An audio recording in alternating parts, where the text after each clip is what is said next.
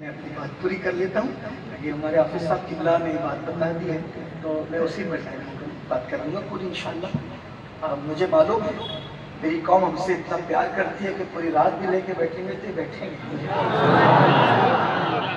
اللہ آپ کا سننا محبت سلامت رکھیے، اللہ کی طرف سے ہماری بے اوقات کی نمرود 400 سال تک لوگوں کو کاٹتا رہا، مارتا رہا، لوگوں کا مرڈر کرتا رہا، لوگوں کے گھر اجاڑتا رہا، عورتوں کو بیوہ کرتا رہا۔ اللہ نے کہا اب تجھے مزہ چکا، کیونکہ جب ظلم اپنی انتہا کو پہنچتا ہے تو اللہ پھر مزہ چکا، کیونکہ بندے سب اللہ کے بندے ہیں، اللہ کو ظلم پسند ہے۔ ایک جملہ یاد رکھنا، بڑے مفکرین نے کہا ہے، بڑے بڑے مفکرین نے کہا ہے، اللہ کفر اور شرک کرنے والوں کو تو مہلت دیتا ہے۔ توجہ کریں، اللہ کفر اور شرک کرنے والوں کو تو مہلت دیتا ہے، اللہ ظلم کرنے والوں کو مہلت دیتا ہے۔ ظلم اتنی خطر ہے، ظلم چوٹی پہ کرو گے، اگر ظلم کرو گے تباہ ہو جاؤ گے، ظلم کرو گے برباد ہو جاؤ گے۔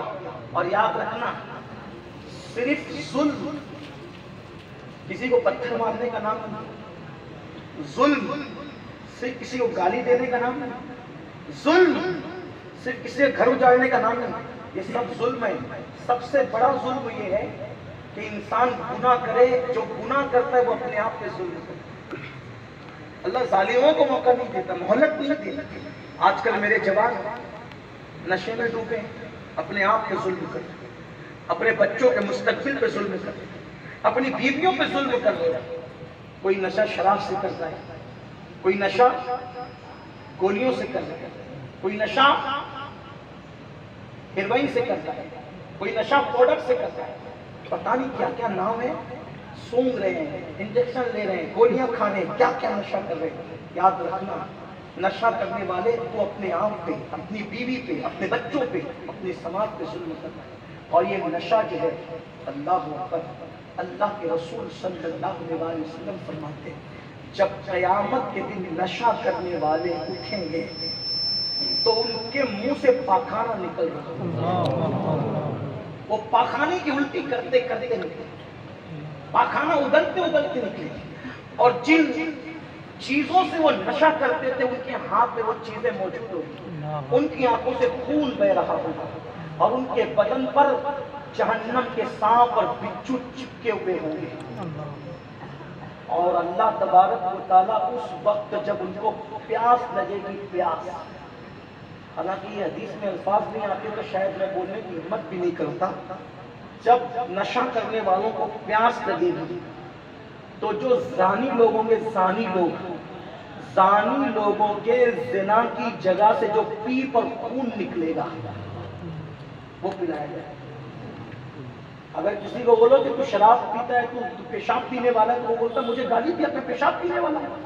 پیشاب سے بھی خطرناک چیز جو زانیوں کے زنا کی جگہ سے نکلنے والا خون اور پیپ ہے، اور وہ نارمل نہیں ہوگا، حدیث پاک میں آتا ہے کہ وہ بھی جہنم کی آگ سے کھول رہا ہے، اور اس میں اتنی بدبو ہوگی کہ اس کی بدبو کی وجہ سے اہل جہنم کا دماغ پھٹنے کرے گا، اور جہنمی کہیں گے یہ بدبو کہاں سے آ رہی ہے؟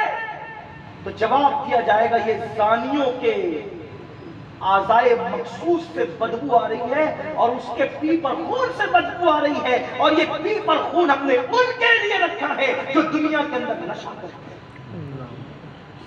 کیوں نشہ کرتے ہو؟ اسلام نشے کا مذہب نہیں، اسلام نشے کی اجازت نہیں دیتا۔ ہاں، کوئی نشہ جائز نہیں۔ ہم تو لوگوں کو دعوت دیتے ہیں، شراب کا نشہ حرام، جوانی کا نشہ منع، دولت کا نشہ منع، گھمنڈ کا نشہ منع، حسن کا نشہ منع، نسب کا نشہ منع، برادری اصلیت کا نشہ منع، علم کا نشہ منع، کسی نشے کی اجازت نہیں۔ اگر نشے کی اجازت ہے صرف ایک نشہ، سارے نشے اسلام ریجیکٹ کرتا ہے، حرف غلط کی طرح مٹاتا ہے۔ ایک نشے کی اجازت ہے، ایک نشہ، اور وہ نشہ آسانی سے ملتا نہیں، نہ دکان سے خرید سکتا ہے، نہ نسب کی وجہ سے حاصل کر سکتا ہے، نہ علم کی وجہ سے کتابوں میں پا سکتا ہے، نہ اللہ ہو کر سکتا ہے وہ نشہ کون سا ہے؟ اگر کسی دیوانے سے پوچھے تو دیوانہ یوں ترانہ گنگناتا ہے، وہ نشہ وہ ہے. یعنی اور نشہ جو ریجیکٹ کیا گیا، دوسرے نشے یہ ہے اعلیٰ پیے تو ادنا ہو جائے، نامور پیے تو گمنام ہو جائے، امیر پیے تو غریب ہو جائے. یہ سارے نشہ منع ہے. لیکن جس نشے کی دعوت دینے کے لیے سنی دعوت اسلامی اور علماء سنت موجود ہے، یہ وہ نشہ ہے. گمنام پیے تو نیک نامی نصیب ہو جائے، بدنام پیے تو دنیا میں مشہور ہو جائے، غریب پیے تو زمانے کا امیر کیسر و کسریٰ کا تاجدار ہو جائے، کوئی کالا پیے قوموں کا امام بن جائے، کوئی ان پڑھ پیے اہل علم اس پہ رشک کرتے نظر آئے. وہ کون سا نشہ ہے؟ وہ نشہ وہی ہے جو ابو بکر صدیق کے پاس تھا، جو عمر بن خطاب کے پاس تھا، جو عثمان غنی کے پاس تھا، جو مولا علی کے پاس تھا، جو سعد کے پاس، سعید کے پاس، طلحہ کے پاس، زبیر کے پاس، ابو عبیدہ ابن الجراح کے پاس، ابو ہریرہ کے پاس، بلال حبشی کے پاس، ہاں اویس قرنی کے پاس، جنید بایزید کے پاس، غوث اعظم غریب نواز کے پاس، 14ویں صدی کے مجدد امام احمد رضا کے پاس تھا. اسی نشہ کو نشہ عشق رسول کہتے ہیں. اگر حبشی کو مل جائے، حبشی کو مل جائے تو کعبہ اس کے قدموں کے نیچے ہوتا ہے اور وہ کعبے کی چھت پہ کھڑا ہوا نظر آتا ہے. وہ نشہ ہے. آؤ اسی کی طرف. اور نشے کو کر کے لوگ گرتے ہیں. یہ عشق رسول کا وہ نشہ ہے جس کو کرنے کے بعد گرنے والے سمجھتے ہیں. میں نے کہا تھا آخری بات سمیٹ لوں گا، لیکن سمیٹتے ہوئے کہوں، جب نمرود کی دہشت گردی بڑھی، نمرود نے خواب دیکھا بابل شہر میں ایک تارا طلوع ہوا اور پورے افق پر چھا گیا روشنی. اٹھا تو تھر تھر کانپ رہا تھا. یاد رکھنا ظالم سے بڑا بزدل کوئی نہیں ہوتا، ظالم سے بڑا بزدل کوئی نہیں ہوتا، اور معاف کرنے والے سے بڑا طاقتور کوئی نہیں ہوتا. تھر تھر کانپ رہا تھا. اٹھا، اپنے آپ کو خدا کہتا تھا. اٹھا تو بولا جلدی جلدی وزیروں کو نجومیوں کو بلاؤ. میں نے خواب دیکھا. نجومیوں نے کہا خواب اگر دیکھا ہے تو پھر سن لے. ایک بچہ پیدا ہوگا جو تیری حکومت کا خاتمہ کرے گا. کیا کہتا؟ میں پیدا ہی نہیں ہونے دوں گا. یہ منہ مسور کی دعا، میں پیدا نہیں ہونے دوں. وہ پیدا کرنا چاہے دوروں کی بات. آج بھی لوگ چاہتے ہیں ہم پیدا نہیں ہونے دیں گے اور تم مرو گے. جن کو پیدا ہونا ہے وہ ہو کر رہیں گے. بڑا دلچسپ عنوان ہے. قرآن ہے، قرآن کے واقعات ہیں. ایک ایک بات میں کئی کئی باتیں سمجھی جا سکتی ہے. پھر کیا ہوا؟ اعلان کر دیا کوئی مرد کسی بیوی کے قریب نہیں جائے گا، اور جتنے بچے پیدا ہوں گے سب لڑکے قتل کیے جائیں گے، لڑکیاں بچائی جائیں گی.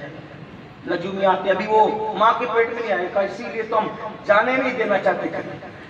حتیٰ کہ یہ بھی اتنا گھبرایا، سوچا کہ کہیں مجھ سے ہی نہ پیدا ہو جائے گا، تو وہ بھی جنگل میں چلا جائے. تفاصیر میں وہ بھی جنگل میں چلا، سب مردوں کو جنگل میں لے گیا، خود بھی جنگل میں گیا. لیکن جس کے گھر جس کو آنا تھا اللہ نے سب کی نظر سے چھپایا. بالآخر حضرت تارخ ان کی صلب سے نکل کر نور ابراہیم ان کی امی کے شکم میں آ گیا. اب اس کے نجومیوں نے کہا وہ پیٹ میں آ گیا. کیسے آ گیا؟ کہا اس نے چاہا تو آ گیا. پھونکوں سے یہ چراغ بجھایا نہ جائے گا. جب پیدائش کا وقت آیا، خلیل کی پیدائش اس شان سے ہوئی کہ جب پیدائش کا وقت آیا تو ماں نے سوچا میرا بچہ قتل نہ کر دیا جائے. غار میں گئی، وہاں بیٹے کو جنم دیا، اور بیٹا اتنا خوبصورت، کتنا خوبصورت. مجھے ٹائم مختصر ہے لیکن کتنا خوبصورت اتنا بتا دوں. میرے آقا فرمایا کرتے تھے، میرے آقا کا فرمان ہے، میرے آقا کا فرمان ہے. مجھے دیکھتے ہو نا؟ سرکار کیا کہتے ہیں؟ مجھے دیکھتے ہو نا؟ میرے دادا ابراہیم میرے ہم شکل ہے. کتنے خوبصورت ہوں گے، کتنے ہوں گے بتا دوں. حضرت جابر کہتے ہیں ایک مرتبہ حضور سرخ دھاری والی یمنی چادر اوڑھ کر صحابہ کے درمیان بیٹھے تھے. سرخ دھاری والی یمنی چادر اوڑھ کے بیٹھے تھے. برد یمانی اس کو کہتے ہیں. میں محفل میں گیا, 14ویں رات کا چاند چمک رہا تھا آسمان پہ. میں کبھی حضور کو دیکھتا, کبھی چاند کو دیکھتا, کبھی حضور کو دیکھتا, کبھی چاند کو دیکھتا, کبھی حضور کو دیکھتا, کبھی چاند کو دیکھتا. میرے دل نے کہا جابر, چاند سے زیادہ خوبصورت مصطفیٰ جان رحمت کا چہرہ. کیسے خوبصورت تھے میرے آقا, کیا حسن تھا.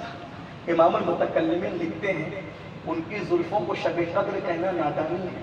کجا شب قدر, کجا ان کی زلفیں. ان کی زلفوں کو لیلۃ البرات کہنا یہ سراسر انسان کی نادانی. کوئی تشبیہ اور استعارہ وہاں کام ہی نہیں کر سکتا. کیوں؟